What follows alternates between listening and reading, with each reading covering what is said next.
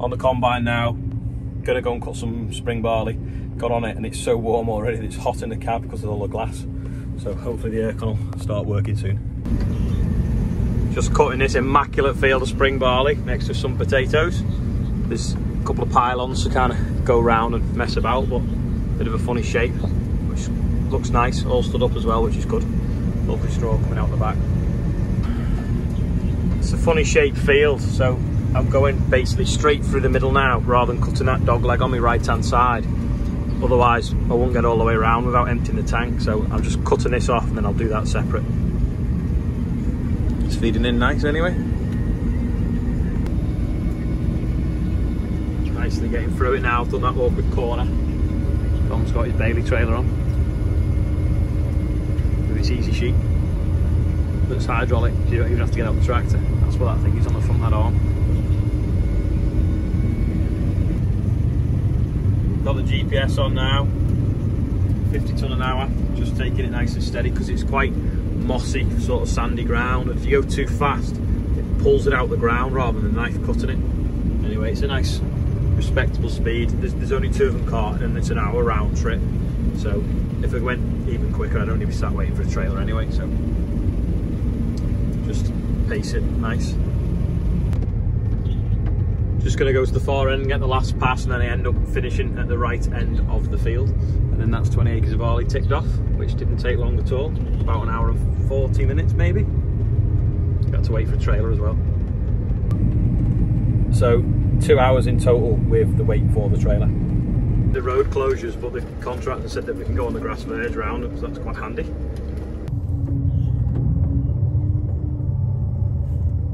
I'm not sure if you can see from up there, I've obviously wedged you up in the top of the cab for a bit of in-cab footage. We're basically stuck in a big traffic jam because the motorway is closed in one direction, I think, so everything's having to come down this B road. So it's taking 20 attempts to get through all the sets of traffic lights. But hopefully we should be back at the yard pretty soon. Some guests have come through, somewhere to the maze, so they want to have a quick look at the combine while they're here. This road with the big grass verges, when I did the tractor run last December, we raised over 40,000 for the local children's charity. It was just full of people spectating, which I never expected considering I only organised it in sort of a week. So I think if you look back at the December video, 19th of December, that was the night that we did it. So it was good fun. So hopefully we'll do it again this year, but it's probably looking like it might be the 20th this year, the 21st. Right, we're back from combining now. We've got some visitors, and where have you come from? Derbyshire, Ashbourne. And they actually live by the JCB factory. Yeah. Just bringing Andrew some dinner, but I can't find him. He's in this field somewhere, hedge cutting, but I don't know where.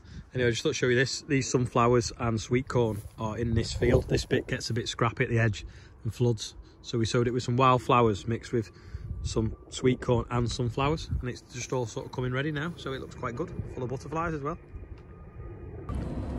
Couldn't find Andrew to give him his dinner because he'd headed back because he was hungry. But basically he's been out today with the 724 with the front flail on. So we're trying to get a lot done today because we've not been drilling. Because although this 936 over here has got GPS capabilities, I nearly said it wrong there, it's not got the aerial on it yet. They're bringing it up.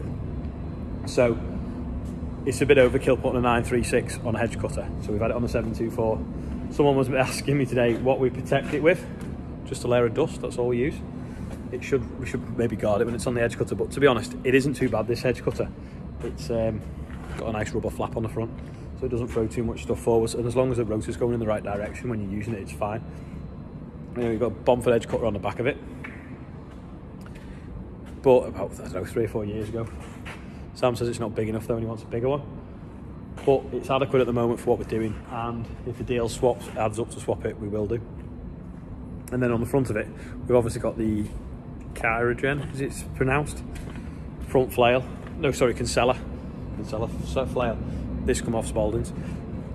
Been very good, but we'd have a gearbox problem last year, so we swapped the gearbox on it. It's hydraulic side shift, so we can zoom it out to the left or the right, whichever. And as we go around the fields, the flail can be doing like the pass against the bottom of the hedge, and the hedge cutter will do the sides and the top if we need to. We need to knock them back now because come winter, if we go on the fields, we'll flatten stuff and squash stuff, and we don't want it all tangled in whatever we're growing. So if you don't do that every year, if you imagine the outside of a field's massive, if you suddenly lose a metre each year, suddenly your fields get a lot smaller very quickly, because a metre around the outside is worth a lot more than a metre in the middle. Anyway, it's perfect on this tractor. Just like Sam says, maybe a bit bigger edge cutter would help, or one that reaches further forward so you can see it more out of this window than over the top of the wheel. That would probably be better. The baling's pretty much all done now. We did a little bit yesterday for Jonathan that needed catching up on. The straw that come out today, someone else has baled that for John, and Richard, so that's gone. So we'll have to find someone now to blow the baler off and tuck it away in the shed for winter. Out the way, because I don't think we're going to do any second cut grass. We never put any fert on it, and I didn't really need it because it was going to get in the way of somewhere to store it. So we'll do that, and if the GPS arrives to this, we might then move this onto the drill. But this doesn't really need to go on the drill because it only needs the 240 horsepower tractor to pull it, despite it being 12 metres, because it only takes as much pulling as a set of rollers. Pretty much finished with these as well for the season now. There's just a bit of beans to cart for Bill, probably on Tuesday. Got 75 acres of beans left to cut for him. Completely finished then, other than the sunflowers, if I decide to combine them later on in the season. But that won't be till October, I would have thought. This is going out disking in the morning as well, because we've got a field that had rape on. We wanted to direct drill straight into it, but it was quite rough when we sown it last year, and we've put a few ruts in spraying in the winter with the sprayer. So we'll level them off with the disc on the back of that before we go and drill that as well. I should have said actually the hedge cutter works off that joystick there, and then we have some controls then that go into the back of the cab down this cable there. Now I'm not sure if they're long enough to fit on the fast track, because if you look at this, you've got the cab sort of like right above the axle, whereas on the fast track the cab is a good metre forwards of the axle. So if you put the hedge cutter on the back, I don't think the controls would reach into the cab, the wires won't be long enough, and then also the hedge cutter head would be right back here, so it'll be behind, really far behind you, so it'd be quite blind. But it'd be really manoeuvrable on the fast track, and people do put them on, but they are sort of slightly tweaked hedge cutters, because obviously being four-wheel steer, it'd be well handy and it'd be nicely balanced as well. You can get like a really duty hedge cutter that sits on the black there where that deck weight is, and then it'll go left or right. Oh, interestingly as well, according to my dad, I've not checked it, but this fast track weighs 400 kilos more than the other one, so it must be all to do with the different AdBlue and regen system on it, and the bigger front hubs and rear hubs, bigger axles. So good thing in one way, but then also a bad thing if it's a haulage tractor, because now you've got 400 kilos less carrying capacity. I think as well the fast track weighs a ton more than the 724, but that, no, hold on, let me get this right. Yeah, a ton more, but actually because it's got the deck weight on it, weighs 2 ton more, so this is quite a light tractor for its size. I was going to nip out on the sprayer and do a tank of spray, but I've checked the weather and it's 20 km/h winds today, whereas tomorrow it's only 9. So being as how I'm doing it by the coast, i.e. on the banks of the river, I'll go tomorrow because there's a couple of gardens near there and I don't want to get any drift, because I'm going to be using a total weed killer herbicide, glyphosate. So we'll do that tomorrow. So being Sunday, I think I'm going to go and have a look how everyone's getting on at the maze. Don't forget, it's still open. Well, it's still open apart from the fact I think we're only going to open it weekends now. But if you want to come and pick sweet corn and potatoes while you're here, you can do. A couple of people have been visiting today that you saw in the video before. They've come from near Stafford Way, near the JCB factory. They came up and visited, and because I was around, I showed them around the farm.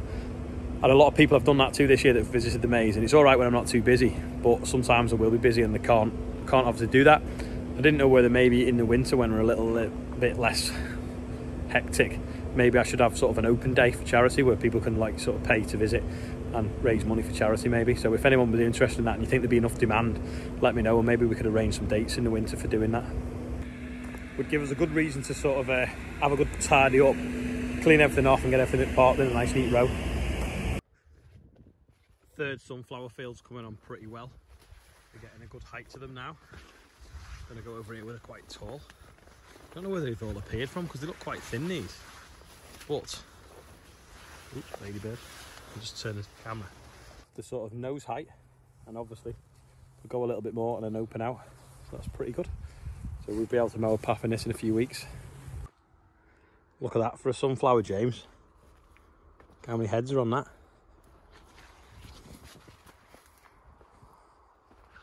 Does anyone want to pause and count them? Still even like a main one as well.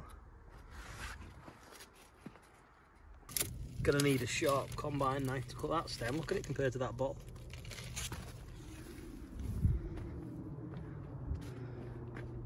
It's ridiculous. Look at the size of the head on that one, and if you look, the pigeons started eating the top, so they're standing on the top here, reaching underneath and taking them out. I hate pigeons. If you look at that one, they've eaten nearly half of it already. Just left like a honeycomb left. Another one here that's been eaten, and you can see where they've shelled them on the back. So all the shells down there that they've been eating. The size of that bee, it's huge. Got a big bee, a little bee, and all the pollen fell out. In the field now where the water mains burst the other side of that hedge, and it's still wet, so it's obviously still leaking. Steady day, only cut 20 acres all day, which is quite embarrassing for a machine that size, but that was all that we needed to do. We're going to probably finish Bill's beans on Tuesday and hopefully get them all done in a day, if not a little bit into Wednesday, depends on how much spraying I've got to do. We're going to get drilling with a vengeance as well this week. So thanks to everyone that's been watching. Don't forget, if you've watched this far, click like, and also if you want to watch another video, it's over there, and if you want to subscribe, it's there, and I'll see you all tomorrow. Oh, and how are you today?